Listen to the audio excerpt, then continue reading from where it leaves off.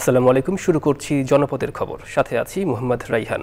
এখনকার এই সংবাদ আয়োজনে একই সঙ্গে চ্যানেল আইয়ের ইউটিউব চ্যানেল এবং চ্যানেল আইয়ের ওটিটি প্ল্যাটফর্ম আই স্ক্রিনে লাইভ স্ট্রিম হচ্ছে। খুলনা প্রকৌশল ও প্রযুক্তি বিশ্ববিদ্যালয়ের সিন্ডিকেট সভায় একাডেমিক কার্যক্রম 28 ফেব্রুয়ারি পর্যন্ত স্থগিত করা হয়েছে। জড়িত শিক্ষার্থীদের বহিষ্কার, বহিরাগতদের বিরুদ্ধে মামলা, আহতদের চিকিৎসা ও শিক্ষার্থীদের নিরাপত্তা দেওয়ার সিদ্ধান্ত হয়েছে। এর আগে দুপুরে প্রশাসনিক ও একাডেমিক ভবনের ফটকে তালা দিয়েছে শিক্ষার্থীরা। খুলনা থেকে দানিয়েল সুজিত বোসের তথ্য ও ভিডিও চিত্রে আল মুকসিদের রিপোর্ট। মঙ্গলবার খুলনা প্রকৌশল ও প্রযুক্তি বিশ্ববিদ্যালয়ের ছাত্র রাজনীতি বন্ধের দাবিকে কেন্দ্র করে ছাত্রদল ও বৈষম্য বিরোধী ছাত্র আন্দোলনে শিক্ষার্থীদের মধ্যে সংঘর্ষের ঘটনার পরিপ্রেক্ষিতে 6 দফা দাবিতে আন্দোলনে নামেন শিক্ষার্থীরা। বুধবার দুপুর 1টার মধ্যে দাবি মেনে নেয়ার আলটিমেটাম দেন তারা।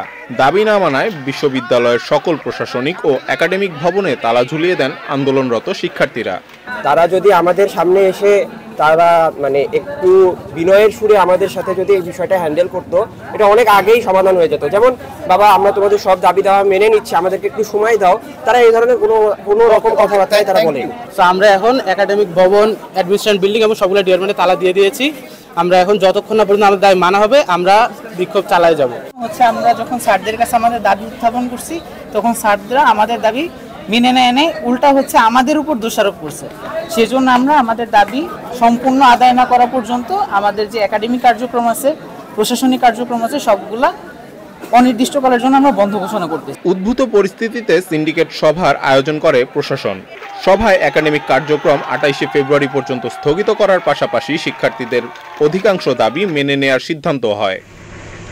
কুয়েটের প্রধান ফটকের আশেপাশে অবস্থান করছে আইন শৃঙ্খলা বাহিনী। সকাল থেকেই পুলিশ সেখানে মোতায়েন আছে, দুপুর পরিমাণে আপনারা দেখতেই পাচ্ছেন। তো এখন পর্যন্ত এলাকায় যেটা যে স্টুডেন্টদের সাথে কথা হয়েছে, তারাও আশ্বস্ত করেছে যে তারা এমন কিছু করবে না যেটা পরিস্থিতিকে খারাপ দিকে নিয়ে যেতে পারে। গতরাতে সংঘর্ষের ঘটনায় আহত শিক্ষার্থীরা কুয়েট মেডিকেল সেন্টারে ভর্তি রয়েছে। মেডিকেল সেন্টারের সামনে অবস্থান করছে শিক্ষার্থীরা। আল মুকসিদ, চ্যানেল আই। জাতীয় নাগরিক কমিটির আহ্বায়ক নাসিরউদ্দিন পাটোয়ারি বলেছেন, কুয়েটে যারা অস্ত্রের মহড়া দিয়েছে তাদের আওয়ামী লীগ থেকে শিক্ষা নিতে হবে। ভবিষ্যতের বাংলাদেশে তাদের জায়গা হবে না। উপদেষ্টা মাহফুজ আলম বলেছেন, মাজারে যারা হামলা করেছিল তাদের বিরুদ্ধে ব্যবস্থা নেওয়া হয়েছে এবং ভবিষ্যতে করলেও ব্যবস্থা নেওয়া হবে। পরাগ আজমের রিপোর্ট। বাংলাদেশ সুফি ফোরামের আয়োজনে রাজধানীর বিএমএ মিলনায়তনে জাতীয় সুফি কনফারেন্স। বিপ্লবোত্তর সমাজ ও রাষ্ট্র পুনর্গঠনে সুফি সমাজের অংশগ্রহণ ও করণীয় বিষয়ে কনফারেন্সে অংশ নেন সারা দেশ থেকে আসা মাজার ভক্ত ও সুফিরা। অনুষ্ঠানে আমন্ত্রিত অতিথি অন্তর্বর্তী সরকারের উপদেষ্টা মাহফুজ আলম। বক্তৃতায় অন্য বিষয়ের পাশাপাশি কথা বলেন মাজারে হামলা প্রসঙ্গে। যারা পীর আছেন, দরবার আছেন, তাদের বিরুদ্ধে যাওয়াটা আমরা মনে করি যে উচিত না, এবং আমরা মনে করি যে এই সুবাদে যে মাজার ধ্বংসের ঘটনা ঘটেছে, আমরা ইতিমধ্যে অনেকগুলো মাজার ধ্বংসের ঘটনার ব্যবস্থা নিয়েছি এবং সামনেও ব্যবস্থা নিব। গত 1.5 দশকের এই অঞ্চলের মুসলমান, যারা এই অঞ্চলের এই দেশের একটা সংখ্যাগরিষ্ঠ অংশ, তাদের উপর যে নিপীড়ন, জুলুম, ফেসিবাদ চেপে বসেছিল, এটার বিরোধিতা মূলত নবীজিকে ভালোবাসার অংশ। কনফারেন্সের আরেক অতিথি জাতীয় নাগরিক কমিটির আহ্বায়ক নাসিরউদ্দিন পাটোয়ারি তরুণদের রাজনৈতিক দলে সুফিদের অংশগ্রহণের আহ্বান জানান। কথা বলেন কুয়েটের ঘটনা নিয়েও। 6 মাসে যার সাথে আমরা রাজপথে লড়াই করেছি শেখ হাসিনার বিরুদ্ধে, সেই মানুষ বা বন্ধুর হাতে গতকাল দেখলাম আমরা বিভিন্ন ক্যাম্পাসে অস্ত্রের জনজনানি। কোন রাজনৈতিক দল, পক্ষ, গোষ্ঠী যদি অস্ত্র নিয়ে আসে আমাদের শান্তি বিনষ্ট করতে চায়, চাপাতে নিয়ে এসে শান্তি বিনষ্ট করতে চায়, যেটা গতকালকে আমরা ক্যাম্পাস খুলনা বিশ্ববিদ্যালয় থেকে দেখেছিলাম, তাদেরকে আওয়ামী লীগ থেকে শিক্ষা নেওয়ার জন্য বলবো। আওয়ামী লীগের রাজনীতি করে বাংলাদেশে প্রতিষ্ঠা হতে পারে না। বাংলাদেশের কোন পক্ষ, গোষ্ঠী বা রাজনৈতিক দল যদি একই ধারা রাজনীতি বাংলাদেশে এস্টাবলিশ করতে চায়, তাদের ভবিষ্যৎ বাংলাদেশে কোনো জায়গা হবে না। বাংলাদেশে ধর্মবিদ্বেষীদের কোনো জায়গা হবে না বলেও সতর্ক করেন নাসিরউদ্দিন পাটোয়ারি। পরাগ আজিম, চ্যানেল আই, ঢাকা। এবারে দেশের বিভিন্ন স্থানে অনুষ্ঠিত হওয়া খেলার খবর নিয়ে প্রতিনিধিদের পাঠানো তথ্য ভিডিও চিত্রে তাফিমুল ইসলামের রিপোর্ট। বাগেরহাটের মোল্লারহাটে তারুণের উৎসব উপলক্ষে ইউনো কাপ ব্যাডমিন্টন টুর্নামেন্ট হয়েছে। 2 পর্বের টুর্নামেন্টে মোট 32টি দল অংশগ্রহণ করে।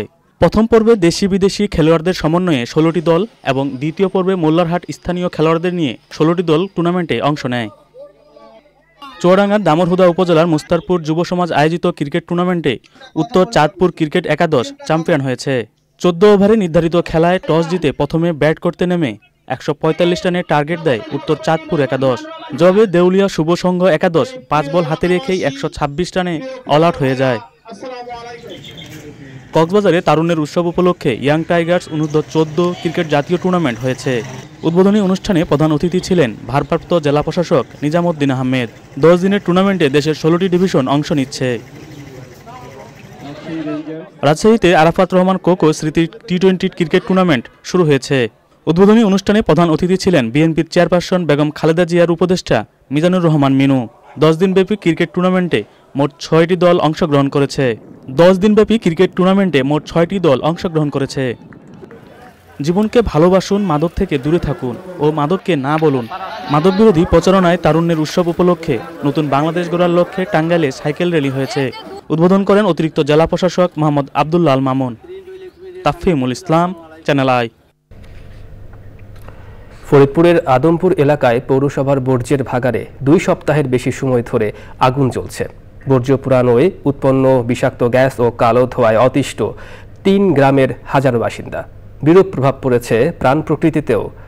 এতে মারাত্মক পরিবেশ বিপর্যয়ের আশঙ্কায় পরিবেশবাদীরা। তবে দূষণ বন্ধে পৌর কর্তৃপক্ষের সাথে আলোচনা করে প্রয়োজনীয় উদ্যোগ নেওয়ার আশ্বাস দিয়েছে পরিবেশ অধিদপ্তর।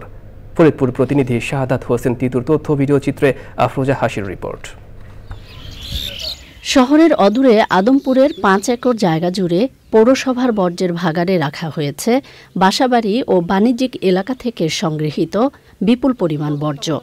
রাত নামতেই এসব বর্জ্যে আগুন দেয় পৌরসভা কর্মীরা। আগুনের লেলিহান শিখায় ছড়িয়ে পড়ে কালো ধোঁয়া। পলিথিন, প্লাস্টিক সহ ক্ষতিকর বর্জ্য পোড়ানোয় চোখ জ্বালাপোড়া সহ শ্বাসকষ্টে ভুগছেন আইজউদ্দিন মাতব্বরের ডাঙ্গি, পরাণ বিশ্বাসের ডাঙ্গি ও মোস্তফার ডাঙ্গি গ্রামের শিশু ও বৃদ্ধ সহ হাজারো মানুষ। শ্বাস নিতে কষ্ট হয়, চোখ পুড়ে, খাইতে ভাত খেতে পারি না গন্ধে। দিনের সেরাইতে বেশি গন্ধ। রাত্রে আগুন দেয়, খুব একটা অসুবিধা। খাওয়া দাওয়া তো ঘুমান যায় না। গন্ধতে সব মনে করেন যে ক্ষতি হয়ে যেতেছে আমাদের। আমার এলাকার লোকজন অনেক অসুস্থ হয়ে গেছে, অলরেডি 2 জনকে হাসপাতালে ভর্তিও করছে। আবাসিক এলাকার পাশে বর্জ্য পোড়ানোকে মারাত্মক পরিবেশ বিপর্যয় বলছে পরিবেশ অধিদপ্তর। পরিবেশ সম্মতভাবে ব্যবস্থা করার কথা, কিন্তু তা না করে যেভাবে আগুন দিয়ে পোড়ানো হচ্ছে তাতে 1.5-2 কিলোমিটার এরিয়া আগুনের ধোঁয়ায় গন্ধে মানুষের কষ্ট হচ্ছে এবং পরিবেশের বিপর্যয় হচ্ছে। এ বিষয়ে কথা বলতে নারাজ পৌর প্রশাসক, স্থানীয় সরকার বিভাগের উপপরিচালক সহ সংশ্লিষ্টরা। তবে গণমাধ্যম কর্মীদের সংবাদ সংগ্রহের খবর পেয়ে তাৎক্ষণিক আগুন নেভানোর নির্দেশ দেন তারা। যদিও পানিবাহী সাধারণ গাড়ি দিয়ে এই আগুন নিয়ন্ত্রণ কষ্টসাধ্য বলছে পৌরসভার কর্মীরা। আফরোজা হাসি, প্রকৃতি ও জীবন ডেস্ক, চ্যানেল আই। দর্শক, জনপদের খবর আজকের মতো এ পর্যন্তই। একটু পরে কৃষি সংবাদ দেখার আমন্ত্রণ। ধন্যবাদ সবাইকে।